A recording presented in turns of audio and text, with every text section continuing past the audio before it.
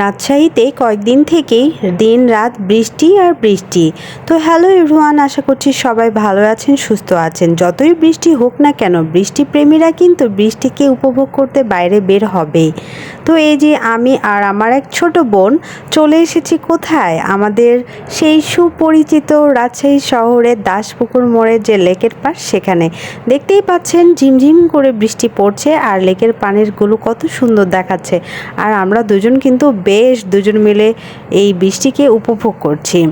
তো আমার ছোট বোনটি খুব ট্যালেন্টেড, আপনাদেরকে দেখিয়ে দিব তার ট্যালেন্টের নমুনাটি।